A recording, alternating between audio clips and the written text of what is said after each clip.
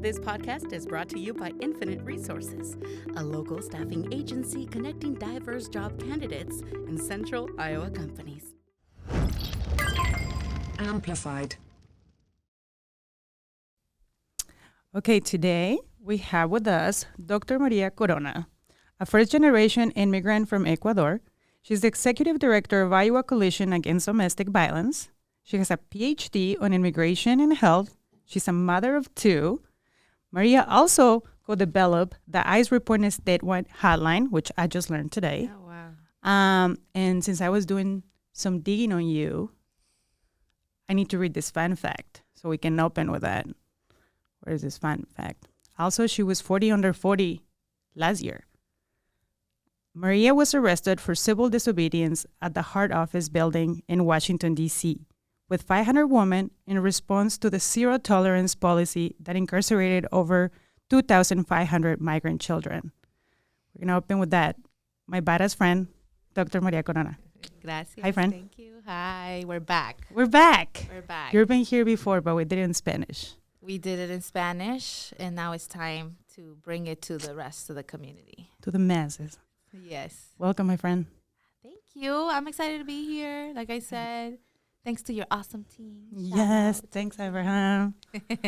But excited to be here, but also, of course, bringing the message on an important issue, on a public health issue.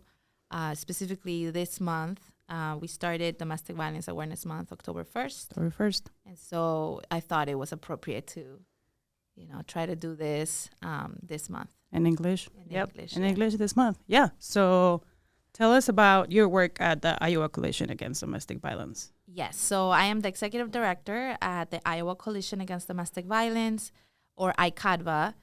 And we are a statewide agency. We are high level in the sense that we do lots of public policy work.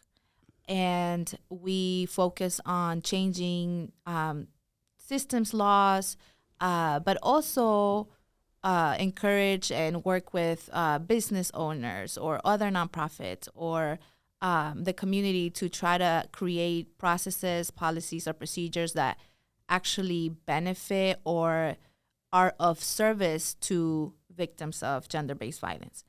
So we do lots of advocacy at that level.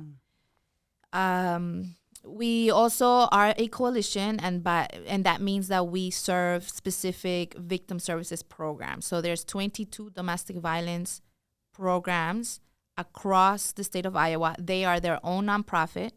They don't work under us. We don't have any power over them, but we provide services to them, such as trauma-informed training, healing center engagement training, any evidence-based service or training in order for them to do and engage with survivors on the ground. Like whoever comes to their doors, they'll have the best training and a set of standards of how to work with survivors of gender-based violence that come to seek services in their agencies. Okay. And so they are located in across all of Iowa. And we split the map of Iowa, I guess, into what you will say maybe 6 regions. I think 6 regions now. And in each region, we the state at least has one shelter or some sort of housing program, because it could be shelter and transitional housing program, or like a mix of hotel stays, shelter stays, depending on the program. And then the state makes sure that there is domestic violence agencies there and sexual assault agencies there. They can be dual agencies as well. And so wherever you are in Iowa, you can receive services from these agencies. So the unfortunate part that is important for me to say, though, is that we don't have enough funding in these programs. So I'll tell you, like, for example, there are programs that have like 16 counties and they only have 9 staff. And that can be fiscal staff, executive director, maybe another admin person, and then the rest is supposed to be the direct service providers. And so how do you cover without actually being resourced to cover all these counties. Even if you had one person per county, one advocate per county, you can't serve everybody in the county, right? So although we are although the services exist statewide, the resources are still not there for programs to be able to serve anyone that comes to their doors. I said a lot there. No. That's okay. So what they do? Like, do they send people back home or? So it is the number one request for services is housing support. In Iowa, the number one reason why women and children are homeless is because of domestic violence. So when you see women out there in the street asking, for money, or you see them in shelters and all of that, it's likely because of domestic violence. That's the number one reason here in Iowa.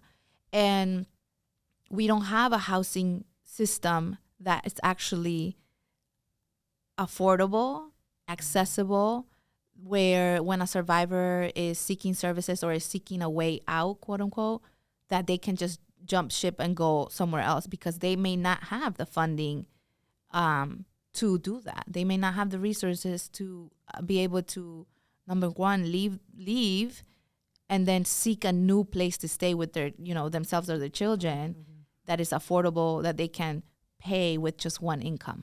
So many of the, when people ask, like, why do they don't leave? Well, there's a lot there, especially when you have children.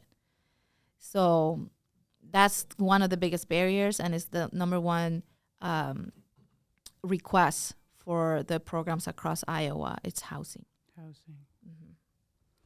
And I put a plug here that although we can get federal funds, competitive funds to do this work, all of the programs, including icadv, the state has a responsibility as well. Like we own the programs. There's with sexual assault, domestic violence, and homicide programs, they all only get a $5 million state funding, which is nothing. $5 million is nothing for 29 programs. If you think about it, that have staff, salary, benefits, and then actually do the work.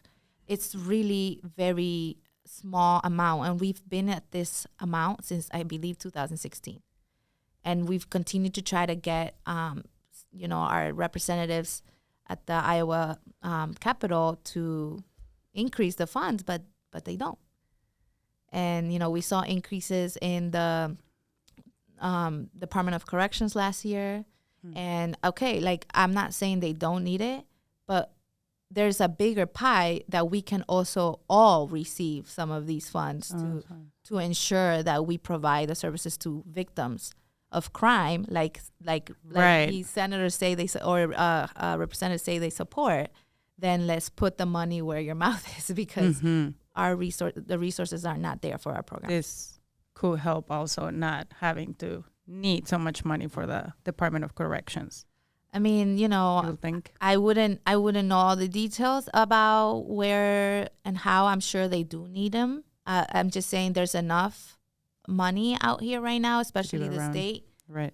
I feel like I heard I don't know if I heard this correctly, but it's like a $2 billion funding reserve right now at the state, and I'm like, okay, what are we doing with this? Yeah. If we are telling you that, especially since COVID, there's been an increase in violent crime, but not just that, it's specifically domestic violence, gender-based violence, sexual assault, then why are we not investing in protecting victims? And so our programs could only do so much. They're creative, they're resilient, they're strong, they try their best to serve everyone that comes through their doors, but unfortunately there's times that the door is closed. And then what happens to that victim then, or that survivor? So I will also just say, I will use those words interchangeably. There's folks that like to be called survivors and not be addressed as victims, but I'll just use those two words interchangeably. Okay. Yeah.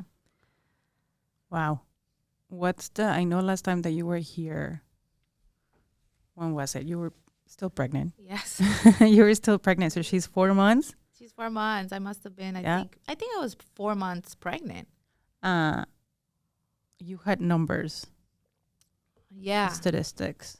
So in general, What has changed, I guess, in like this last year and something? So in general, I was speaking generally right now, right? So there's 1 in 3 women specifically that are experiencing at this moment domestic violence in some capacity, either physical or economic abuse or mental, emotional abuse, coercion in some form of capacity. In their lifetime, women between, I think, up to 25 years old, they will experience. There's a 90% chance of them experiencing some sort of abuse by an intimate partner. And that's insane. And so if we think about it, in your office right now, you know, there's a few women here. So we can count like 1, 2, 3. The third person we count is literally impacted by domestic violence. So this is an epidemic, and it's a public health issue, and we don't treat it that way. Yes. We only treat it as a criminal issue, which, okay, I can see that, but it's not just that. It's a public health issue if it happens to 1 in 3 women in the world. Why do you think that is? That we don't treat it as a public health issue? Because of the funding. And because we in this society, specifically in the United States, I would say that we have this notion of if something bad happens, then we need to punish it. We need to incarcerate it. We need to put the money in that system of punishment. And I'm here as a domestic violence, as the executive director of the Iowa Coalition Against Domestic Violence. I'm here to say that that's not the be-all solution. Because for 40 years, we've spent money in this system of incarceration and punishment, and we haven't stopped domestic violence. So then what are we doing to change that? Why are we still doing the same thing and seeing no results? We're not seeing that the violence ends. In fact, when a person doing harm is incarcerated, the likelihood of the victim being murdered is higher. When a person doing harm is involved in the legal system, right? Because they get, let's just go through the scenario. Yeah. The call comes in, the police goes to the house to determine what happened after the fact, right? And then they decide who is the harm doer. They take this person, they arrest them, they are taken in, and 2 days later they come out. And so what happens to the victim then? Where's the protection for the victim there? Where, and then 1, and then 2, where was the rehabilitation for the person doing harm? Yeah, not just 2 days. And now this person comes out with a record, now potentially lost their job because maybe they couldn't go into work or something happens, they probably lose their job. So now they don't have income. Now there's more stress in the system, in this situation, this family dynamic. Like, how do people think that person's gonna react? So we keep investing in the what quote unquote perpetrators. We keep investing in perpetrators, and I say that with quotations, right? And where's the investment in the victims? So we keep putting money here and money. Even the Violence Against Women Act, that by all means has provided lots of resources to service providers that work with victims, lots of resources to victims themselves. They still have a percentage cut, like the correctional system, the legal system still has a percentage cut out of that law that is supposed to benefit victims. Why? That's how the system is set up. Because we have this notion, again, that the only way to treat people that are doing wrong things is by punishment. And we do that even in our school system. Yeah. So I'm talking about domestic violence because Domestic Violence Awareness Month, but I also want us to think about, not when we're thinking about the victims, we also have to think about where and what are we doing to hold the people that do harm accountable in a way that it just doesn't continue to add to the cycle of violence. Because they come out, there's no rehabilitation, there's no support. Now they have a record, now they don't have a job, or whatever the case may be happening. And so then what do? React. And we're talking about folks who have likely, more often than not, never built a coping mechanism or coping skills. So what are they going to do? They're going to go back to reacting and behaving by the only way that they know, which is violence. Mm-hmm. So we're not changing anything by doing more violence upon people doing harm. We're trying to say that we're fixing the violent behavior with more violence. More violence. By taking this person out of the community with, punishment, incarcerating them, and providing absolutely no services. What do you think that it would be a better way So to deal with it, I guess? there is like no one cookie cutter solution, Mm-hmm. but there has to be community involvement. This is not just a personal issue. First and foremost, in Domestic Violence Awareness Month, we want to talk about the fact that domestic violence can be happening to any one of us in our family, and yet nobody says anything about it, even though even though everyone knows someone, you still choose to remain quiet and mind your own business because you say, that's not my business. It is your business. I'm here to say it is your business. I'm here to say, when you see your neighbor doing something like that, it is your business to check in and say, are you okay? But also to check in with the person doing harm. Because the likelihood of them reacting to you violently is very low. Because they only do that to enact power and control over the people they know they can do that with. Okay. So Yes, they won't makes react sense. with you. And the most, of course, you have to assess the situation. Be careful. Yes, Are they yes, drinking of or, course. all the things. Yes. I'm not telling people go and intervene. Right. But I am saying you can. You can take a bold step and say, hey, like, I'm noticing. Just by saying, hey, are you okay? I heard something last night. I heard arguing. Are you all doing okay? Do you need something from me? Do you need something from the community? Because we don't do that. We don't do that enough. And we pretend that this is like a, But do you think that could be more dangerous to the victim? it depends, yes.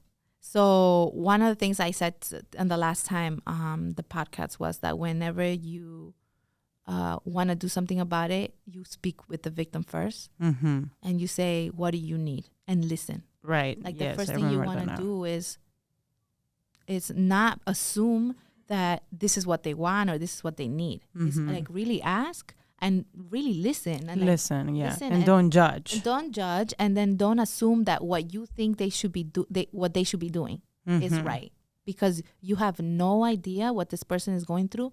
Even if they decide to stay with the person doing harm, that might be the best choice for her or him at the time. That might be the best thing they can do at the time to keep themselves safe, to keep their children safe, is actually stay right there in that home. You don't know that because you're not in the situation. So yes, 100%. Reaching out to the person that is being victimized, and then asking, like, what do you need? What do you want to do? What do you need, and what can I do to help you right now? It could literally be, I want to have my kids play with your kids in the back because I want them to release their stress. And that could be it for them. And that could be it. It doesn't have to be major. Yeah. It's whatever it is that they want and need, and they tell you. So it's like a person to help, just be like, you really just gotta listen. Right. Like open Number one is your listen, ears, your heart, and like actually listen to what they need and Believe not try to do more. yeah, believe the survivor. Right. And let the survivor lead their response. Follow their lead.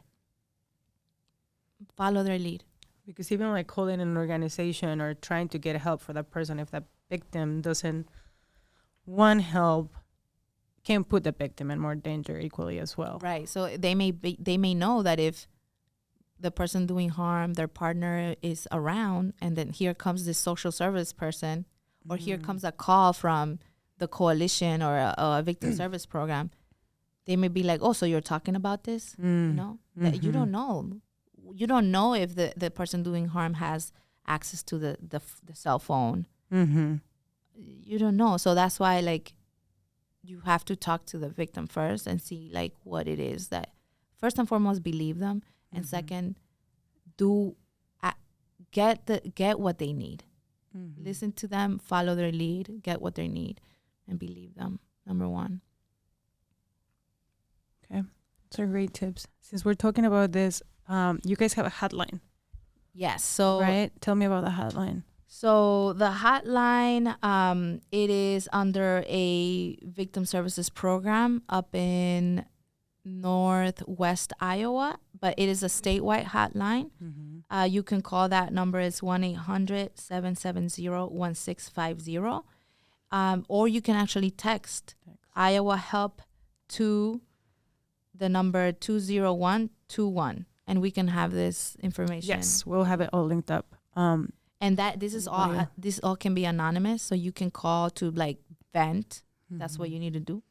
You can call to brainstorm a safety plan, and you can call to say, "Hey, I'm interested in services," and they can connect you with the service in your county. Okay. And then they may be able to provide.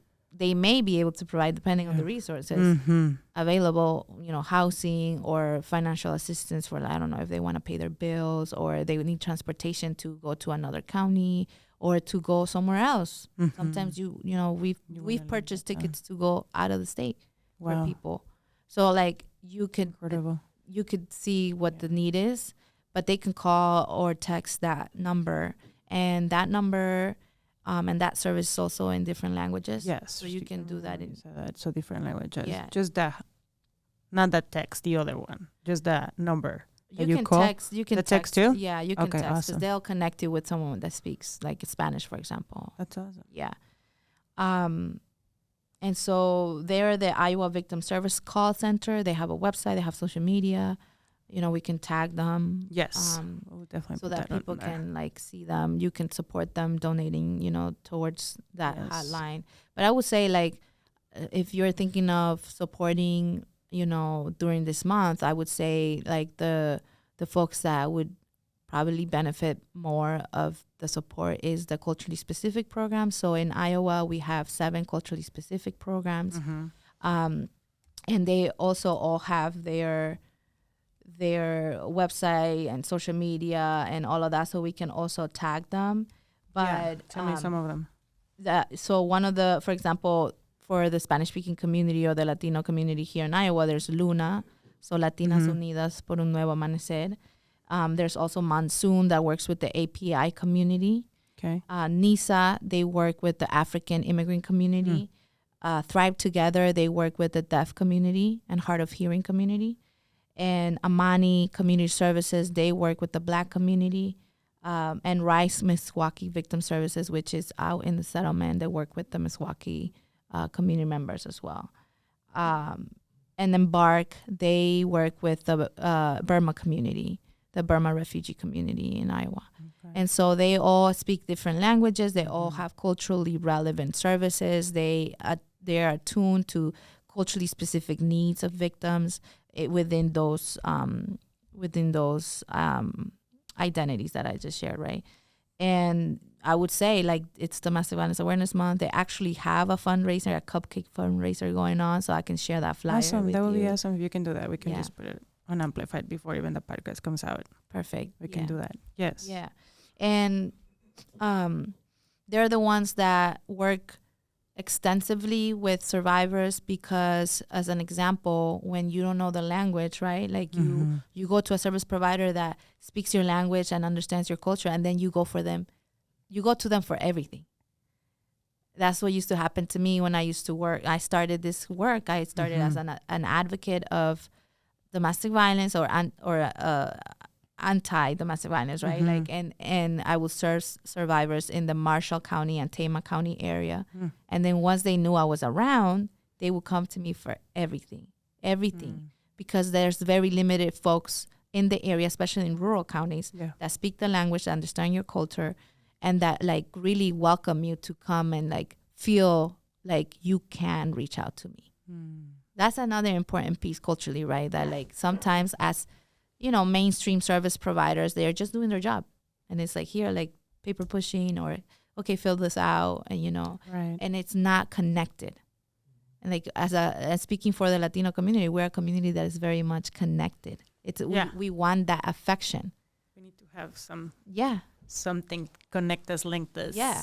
It's feelings. it's a cultural thing. It's a Right. cultural thing. Por ejemplo, like even when we say hi, we like hug, we give each other a kiss. Like that's like typical. Yeah. So it's the same. Like when you serve a community that is very communal, is collectivistic, that it's about family and that aspect of connection, then like how, as a service provider, if you're white and you've never been around the Latino community or have close relations like that, then you're gonna just serve how you serve everybody. And how you serve everybody is, here's the paper, fill it out, when you bring it back when you're Get done. you what we can get you. And so you have to build a really good team. Right. I mean, take your time on yes. even hiring the right people. Which is something that we talked about the last podcast, right? That like even with the services that we have, and we only have 7 culturally specific programs to serve all of the folks that I just mentioned with these specific identities. Like, so then if there's mainstream organizations that don't hire diverse folks, you're never going to be able to reach out to those communities because it is that interaction, it's that connection. If you have Black staff, Latino staff, API staff in your organization, then you will see the reach. You will see people from those communities coming in. So like one important thing to highlight is that programs, the domestic violence programs here in Iowa are doing better than when I first started. They're doing much better into hiring, diversifying their team because they see the population changing. Okay, Iowa is still predominantly white, but we're seeing shifts. We're seeing change. We're seeing more communities settling, making families here and all of that. And so the services need to also change. Numbers are changing. Yeah. Everything is changing. Yeah. In a good way.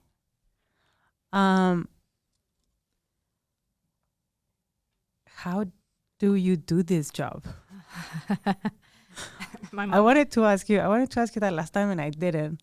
But I just went home and we had just had like something happening in the Latinx community. So it was like a necessary podcast, but also a heavy podcast for all of us in the community. But yeah, you're a mom. You're a woman. Yeah, it's hard. I'm going to get emotional. That's okay. It's hard. Because you're a human too. Like you're an actual human that it's doing that. Yeah. And the thing is that I'm also very privileged at this point, right? Because I am the executive director of the statewide coalition. We don't do direct services. We have like very limited things that we do. We have a legal clinic. Shout out to Isabel and Blue. They are the DOJ accredited representatives. I love Isabel so much. Blue too. Isabel is like... Yes. Powerhouse. Yes. So we do have very limited, right? Like we provide, with the legal clinic, we provide specific support to undocumented survivors. And we try to see if they qualify for any legal remedies because of the crime, because of the violence that they experience, gender-based violence. And so we do that work, and they've done it, I believe, in icadv since 94, if I'm not wrong. Yeah. Sonia Parras was the first attorney at the coalition, and she created this sort of niche there. And then, actually, one thing that I did share last time that I want to share today is that actually icadv, with Sonia Parras at the time as a staff, we were the first ones to file for a VAWA petition when VAWA, the Violence Against Women's Act protection, was released, I believe, under Clinton. And so that was a specific remedy that they had created for undocumented survivors. And Iowa was the first case to be approved. So we have some amazing history there as well. It's been a while. Yeah. Wow. And so how do I do this work? I just try to think of what my family needed. I try to think about the space I'm in now. Like I'm in the U.S., right? So I, as you know my story, I'm from Ecuador. formerly undocumented for many years. How long were you undocumented? 15 years. And my family, at some point, through that process, we were in a mixed status family because I was the only one with papers. And, thank God, like now my mom and my brother have been. It's been recently that they have both gotten theirs, yes, right? Just a couple of years ago. And so, it's like just thinking, I do this work because I think about like what I wish my family had when I was resources. When I was a kid. Yeah. So when we came to this country, my mom didn't know that she could get VAWA or U visas when there was violence happening in my home. And so just not knowing that little bit of information, if I would have known, like my mom would have been able to get her, her visa, her green card. She would have been able to get a good job. She probably wouldn't have had to work 2 jobs. So I'm thinking like, okay, so I'm now in this field. It's obviously connected to my childhood, obviously. And then to working with immigrants across the state, like just knowing that if our community just knew of that one resource, of that one door that could open, that we would just run with it and like get the service and get the help and continue to progresar, to progress. Like that's why I'm in this job. And that's what keeps driving me. I think about my daughter now. Like, what do I want to create in this world now that leaves something better than what we got going on now? Because it's pretty shitty right now. Very shitty. Right. So then like, what can I do right now that like, and this is a question for everybody listening. What are you doing today? What are you doing tomorrow to actually have the future generation think back and say, okay, they did this, or like, because of them, this is better for me. Yeah. We're going backwards now. Yeah, completely. And we are just here, like chilling. Like, no, like just living. Let's do something about this. Yeah. Let's actually be the best ancestors we can be. I want my grandkids to say like, mom, like grandma had it, like great grandma. Oh, they will. Like because they will, but it's because you're you. But yes. I want them. Yes. We all should be doing something. I agree. We should all be doing something to change the way this violence, specifically domestic violence, to change the way to eradicate it, to change it, period. And the only way we do that is with a collective effort. The only way we do that is if we actually pay attention and we're not like, oh, that's not my business. That's not going to happen to me, or that's not going to happen to my daughter or my son, my kids. Yeah. Do you think a lot of domestic violence starts because of parenting? I think it happens. So what the root cause of domestic violence is inequities.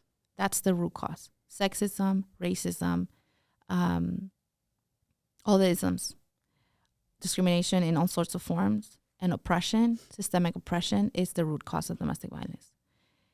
If we think about creating a world where people can actually thrive, not just exist, not just survive, if we create a world that people can actually thrive, what does that look like? That looks like affordable housing. That looks like access to food, that nutritious food. That looks like a good paying job. That looks like community spaces where you feel healing, where you feel love, where you feel safe. Like that looks like all these positive things. And these things don't happen often in communities of color, in communities of low income, right?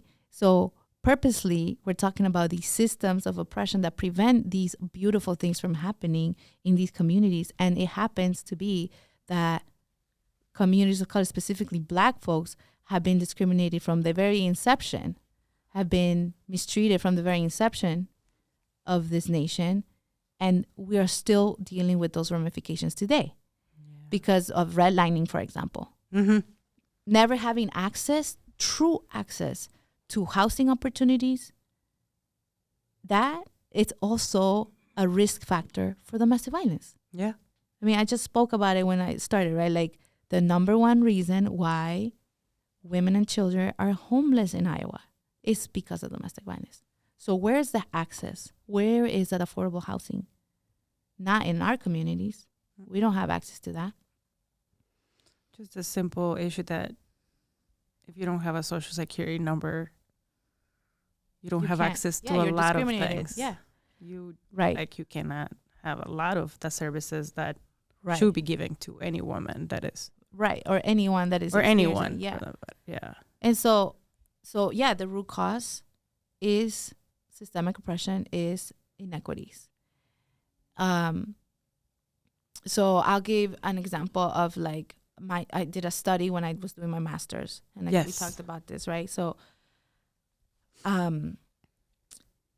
the study that I did for my master's degree was working and pulling data from the Department of Corrections for men that cause harm, men that were convicted for domestic violence. So this is a conviction. They're going to, have to pay fines. They have to do specific things. One of the things they have to do, besides, I think, a little bit of time, I think it's 2 days or 1 day, I don't even know, but they have to do a batter's intervention program.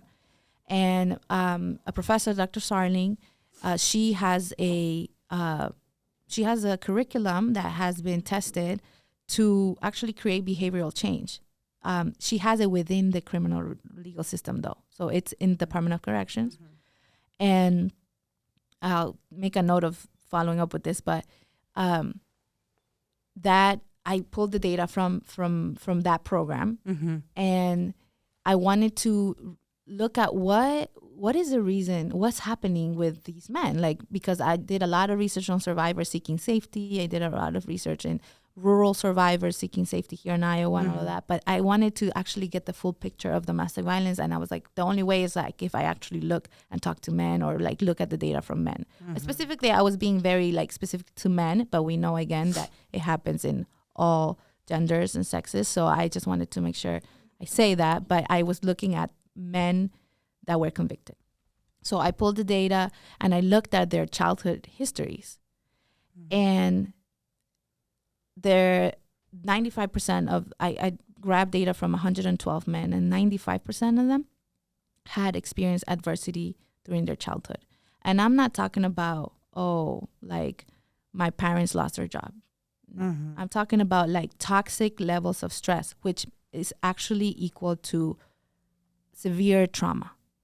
Mm-hmm. So adverse childhood experience, the typical for a person causing harm is that they've experienced 3 to 4 adverse childhood experiences. That's toxic levels of stress, severe trauma. And so there's a trigger warning here, because I'm going to say a couple of things, right? From the data that I pulled, the men talked about their family members sexually abusing them as kids for years, 5 years, having access. And some of the questions are like, when did it change? Oh, when we moved. That their uncle and their grandpa had access to them. This is the men.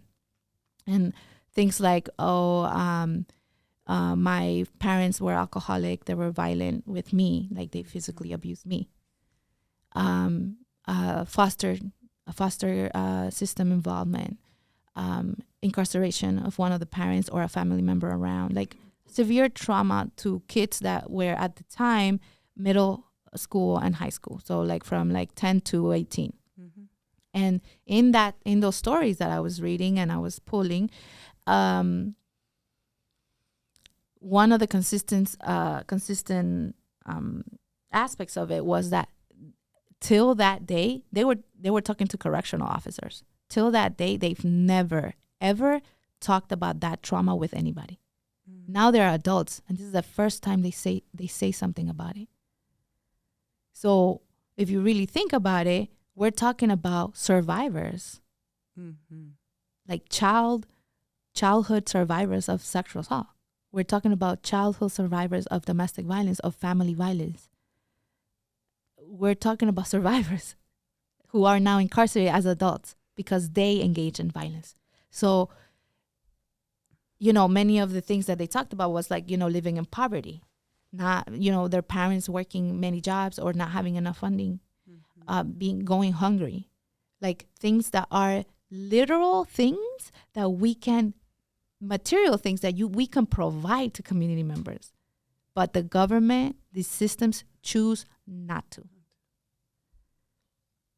And as a community, we should speak up about that, because that's the only way we can prevent more violence, not just domestic violence, but community violence, is if we actually provided people with the resources. Now, that's a community level solution, Right. community level thinking. There's also individual responsibility. Yeah, tell us about that. How can like someone individually help, or like So like you talked about mothering or like parenting, right. and like that is connected as well. So we have these community level aspects, environmental aspects that influence the way someone is brought up, what path do they go through, but it's in the family unit as well, right? That's very influential. And how do we teach our kids to cope? What are the coping skills that we're teaching our children? That's where we fail. And we fail not because, because generationally, nobody has taught us that. Right. Generationally, we think la chancla is the way. Mm-hmm. But that's not the way, actually. It is not the way. Because we're teaching our children that people that love me can hurt me. And so it is really hard, because, oh my God, now that I have 2 kids, I know it's really hard to be patient, right, and to teach and have our children really learn coping mechanisms that don't engage in violent behavior, coping mechanisms that are actually safe for themselves and for the people around them. And so then this is me saying this, right, with all the privilege, with all the education, with all the things I got going on in my life now, thank God. What about how do we say this? How do I say this and then think like all the farm workers, all the folks that are not sitting at offices, they're doing hard labor, they're working in the factories. How do they have energy to come home and teach their children coping mechanisms? Exactly. Pero why don't they have the ability to do that? Because now we have to pay this incredibly high housing rental fees. We have to work really hard to make those payments. So now we have to get 2-3 jobs, right? And so now we have no time for our children. Right. Because we don't even see your children. Or you don't see your children. Because this system has the community locked in this way. Because we should be able to have one job and pay all our bills. We should all be able to do that. Yeah. Regardless of where you work. Good. Regardless of whatever degree or not you have. You should be able to do that. But we are living in current day. That's not the case. The system is not made for all of us. No. And so who benefits out of that? Landlords or big developers and all of that. And then there's tax cuts for them. So this is like me. I'm going on and on around like how it all trickles down to the very family unit, right? So now we don't have present parents, or they're trying their best. Because I'm trying my best and I have all the resources. And I'm trying my best. And so I mean, at the end, hard. That's the only thing that you can do. Yeah. But when I learned the coping skills. When you don't have that, when all you know is that si me hablan mal, if they speak to me back, I'm going to smack them. If that's all you know, then that's all you know. It is not their fault. It is all you know, right? Yeah. You've never grown more tools out of this, you haven't added tools to your toolbox to figure out how to actually address behavioral issues with your children. I think having children can also be very healing and very helpful for like other forms of like domestic violence as well. Like I feel like having Luke and Azul has taught me my coping mechanisms. Yeah. And how to forget things, how to forgive, like my mom, right? My mom did her very best. She's still doing her very best. She couldn't be a present mom. Right. Because she had to feed me and my siblings. So I lived a lot with my grandma when I was little. Then she made them move here, but she did her very best. Like she really, really, really, really did try. Mm-hmm. And thanks to all of her sacrifices and even her absences, now I get to be the mom that I am. Right. With the twins. Yeah. So it's really easy to point fingers to the parents and to say, you're not doing a good job. You have no idea. Yeah. Nobody that is not a parent has no idea. Plus, and even if you're a parent, because you don't know how the other kid is or you don't know what your life about. Yeah, you don't know the situation of the family. You have no idea. Yeah. So I wouldn't be here and sitting blaming parents. Like, we don't have the coping skills. We don't. Yeah. Like you just said, like I learned my own coping skills with my kids. I learned how to be patient with my child. Yeah, we were raised in a very different. Yeah. Not only in very different eras, but cultures. Yeah. Exactly. As well. Right. Because that was like completely. So that's another added layer, right? So like we have the community, then we have the family unit, we have the parental choices, the capabilities of coping skills or teaching those things or patience or ability to even do that. But then we have these cultural aspects. So like, for example, like, and this is not a stereotype. This is not like, we're not a monolith, right? As a community. Right. And things have changed. But for the most part, let's say thinking of these traditional views on like gender roles, right? Like, just put the simple. I'll give you a little story. Like my mom has shared this in the public before, so I should have asked if I could say this. But just as an example, like you have these expectations. Like my mom had to serve my dad the food on the table. That's a big one. It's a huge one. It's a big one. Yeah. And so then there's these modes of like thinking of what the woman should be like and what the man should be like or can be like. And that alone creates this like thinking around superiority. There's superiority here. The man is superior than the woman. And so just with those thoughts, you can engage in these power dynamics, which is machismo. And so you engage in these power dynamics, you take advantage of them, and then you get power grab and want to control. That's the power uncontrolled piece of domestic violence, right? And so, but this is true in all patriarchal societies. Just because we have a word for it doesn't mean it only happens in Latino culture. Yeah, no, it doesn't. It doesn't. It happens everywhere. It's just we have a word. Because the sexism is there everywhere. In homes from all cultures. So there's that dynamic, right? Like of what are the expectations culturally for women and men in different communities. And at the same time, like give you another example, like family sacrificing for the family is a very innate cultural thing for Latina mothers. It's like familismo is what it's called. So this like, say it again. Familismo. It's like this value on family and that you would do everything for it and you would sacrifice yourself and your health, your sleep, your everything for your family, which is beautiful. At the same time, it's detrimental because when there's abuse going on, many times survivors are like, I don't want to leave because I don't want to break up. I don't want to break up the family.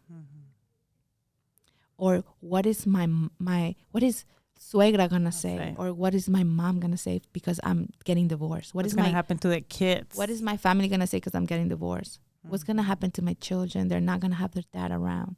And all of these things play into the dynamic of a survivor trying to navigate. For the most part, survivors, they just want the violence to stop. They don't want to leave. Yeah. Survivors want the violence to stop. They don't want to leave. They love their person. Partner. They want their like family to stay together. They don't want them to go to jail. They don't. Many times, right? I'm not speaking for everybody. They want the violence to stop. How do we stop the violence?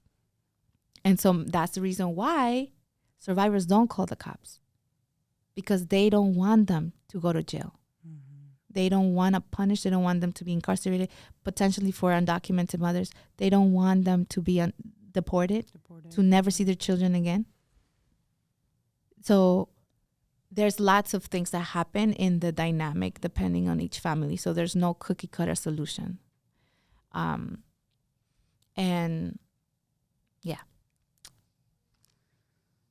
We can talk for hours about this, Yes, and then we would yeah. never get to the bottom or Oh. even like the middle of Yeah. this. I appreciate you and your knowledge, and thank you for everything that you do. Yeah. So I want to add one thing about the research. Yeah. The study from the men that cause harm. So one of the other things that they said, right, like, is that when they were young, they would, as many children that are experiencing trauma or an adversity, they are behaving a certain way in their school systems. They're like acting out. They're getting into fights themselves. They're falling asleep in school, like depending on what the situation is. But there's something going on, right?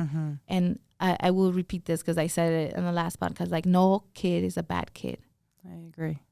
There's something happening. And we, as a community, as a school system, we should be able to be attentive to that and say, hey, I'm here. What's up? Like, I'm here. Like, talk to me. What do you need? Right? But instead, in the school system, what happened with these men was that through their stories, they told the fact that they would behave this way. They started drinking or using drugs or like getting in trouble in school, not going to class. So the school system would identify them and then either do detention or suspension, kick them out of school, call the cops in. When, and when what they needed was help. Yeah. Love. Sometimes even God. just that. Yes. What they needed was love, Laura. And then I think about all these well-resourced schools, all these private schools, these charter schools now getting money from the government. Yeah. They have the money, they have the resources. When a child is behaving in a certain way or they're acting a certain way, what do? They call their family members, they call the parents, they call the child in, and then they provide all the resources. They just bombard them with resources and tools to make sure that the child is successful, that the family gets what they need. But they don't do that out in East High School. I know. They don't have the resources either. Because there's no resources. Yeah. I Because think who are the predominant population in that area? Black and brown kids. Black and brown kids. Yeah. Okay, so there you go. When I say that the root cause of domestic violence is inequity, this is what I'm talking about. Yeah. Yeah. Because then the kids that had trauma, that are survivors themselves, that are experiencing violence in some toxic levels, traumatic type of things, are never seen as just kids suffering. They're seen as bad, they're punished, right away. they're kicked out, they're incarcerated, and put away. Yeah. And then what happens to their path is that they could turn, likelihood is high, based on research, they could turn into batterers, into people that cause harm themselves. They never got the help they needed. They never got coping skills. They never got the support, not even in their home because of the trauma, or in the school system, which is the next environment closest to our children. Close safest. That is supposed to provide safety and what you said, love. And so when teachers don't got resources and they're trying to themselves survive, they're not going to give our children love. I know they try. And many Magic. teachers are the try. best. Yeah. But it takes only one person. Yep. It takes only one person to actually give that child that's experiencing trauma hope and resilience. It only takes one person. They only need one person for them to feel connected to, and for them to make meaning of their trauma and their situation that will then translate into resiliency. It just takes one person. One person asking, one person caring. Yep. So that's kind of what I wanted to add to that research. Thank you. Appreciate you for doing that. I have the honor to work in a super amazing event with you. This is my second year. Yes. As a designer, or as that designer, I guess. But I volunteered the first year. with you guys for your Dia de los Muertos event. The first year, yes. The first year I volunteered. That was our first ever tribute. Yeah. And it was at La Placita. Yes. Tell us about the event. So this is our third annual Dia de los Muertos tribute. So Day of the Dead, if you want to translate that. It's an ofrenda or an altar that honors those that have passed due to gender-based violence. And we started 3 years ago, like you said, and we've grown into how much more we can do, how much more community involvement can happen, what other things we can do to make sure that we engage at a very grassroots level, but with the purpose of raising awareness about this issue. And so it's going to be in Union Park by the Carousel or Rocket Slide, 1801 Pennsylvania Avenue, Des Moines, Iowa. And it's a 4-hour long event. But, you know, if you can come at any time. Yeah, you could come at any time. Yeah. We are going to have many things. First and foremost, we have chocolate, hot chocolate to provide, which is kind of traditional to like the Dia de los Muertos. The Dia de los Muertos. Yeah. And then pan de muerto or pan dulces, we get both donated by lots of local Latino bakeries. So shout out to all of them. Awesome. And then we're going to have community resource fair. So we'll have some tabling happening from other community resources. And then we're going to have a bouncy house, face painting, and performers. So we have a band, and we have, I believe, a poet. And, of course, we have our amazing community-based designer and friend and activist as well. So we're really happy to have you again be part of this programming. And that happens next week, Saturday, October. Next Saturday. Yeah, next Saturday, October 14th. 12 to 4. It's a free event. Free. Super kid-friendly. Yes. It's a beautiful time, honestly. It's a beautiful event, but it is to raise awareness about domestic violence and just pretty much build community as well. Yes. Community. Everyone is welcome. Build community and share the resources that exist. Talk about, the hotline, the culturally specific programs are going to attend. They're going to have tables there. You have a couple of speakers, no? We have a couple of speakers as well. So it's going to be... Speakers are always powerful. Yeah, it's going to be amazing. Yeah. It's always amazing. So welcome all the community to show up. And yes, please come. Yeah. Should be a lot of fun. Yeah. I always end up I feel like that's my last event of the year for some reason. So I feel like I closed the year really good and a really good night. I was like, okay, that was powerful. Yeah. That was good. Yeah. And the point is to make connections, to build community, to show love, to talk about and honor those that have been killed due to gender violence, but also to talk about our response as a community. What are we doing? That question of what are you doing today to be the best ancestors you can be for the future, not just for your daughters but for your sons. Yeah, for your kiddos. Yeah, for the next generation, and then that's the purpose of this creating. Yeah, so I think I will definitely say bring your kids. I mean, my kids are always around, but I think it's very important for them to come too. And even if they're really little, I feel like something gets always stuck. Yeah, I think so too. Yeah, go ahead. And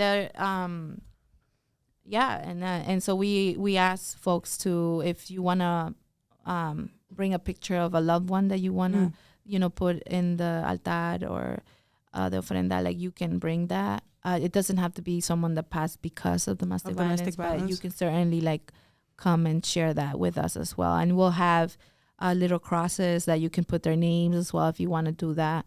It's very connected to La Cultura, and it is.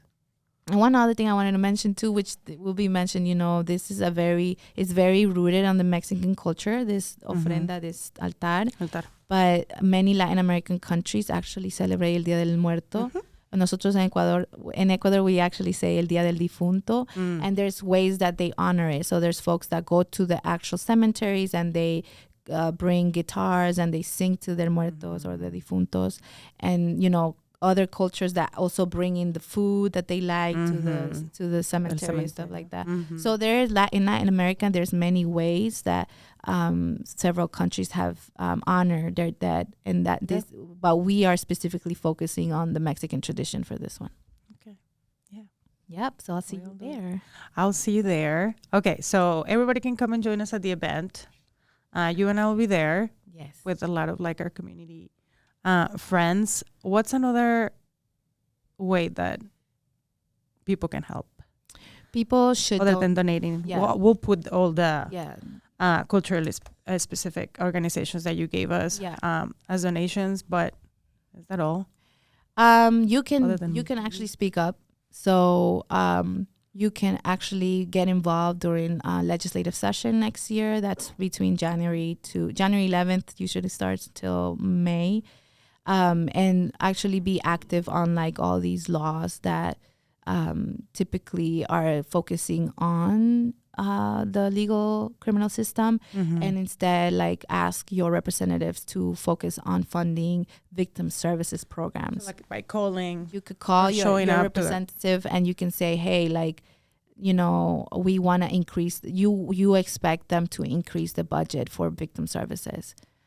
There's enough funding for them. They should work towards that. It's that simple. You could just simply say that. You can email them, tweet at them, just whatever. do it a lot until it happens. Yeah, pretty much. Do it a lot because representatives really listen to what people are saying. And, you know, if we get enough people to talk about this, they may say, okay, they're bringing attention to this issue. It's happened before, so why not? Yeah. All right, we'll invite you all to do that. January 11 to May, right? Well, we usually post like action alerts. Yeah. So So you follow them. Us. Yes. Let's say that. You could follow us on Instagram and Facebook. So on Instagram, our handle is at icadv, so ICADV. And we can tag this here. Yep. We can also plug that in. We have Facebook, we have Twitter, we have Pinterest, we have YouTube, we have You have LinkedIn. Pinterest? Yeah, Nice. we do. So just follow icadv and you will be able to keep up with the legislative session and all the action alerts. Yeah. Abraham and I will make sure that we'll plug in there. Thank you. Thank you. Like always. Thank you. I adore you. Thank you. Thank you for everything you do. For real. And I love you. Thanks. All right. See you later, guys. See ya. This podcast is brought to you by Infinite Resources, a local staffing agency connecting diverse job candidates in central Iowa companies. Amplified.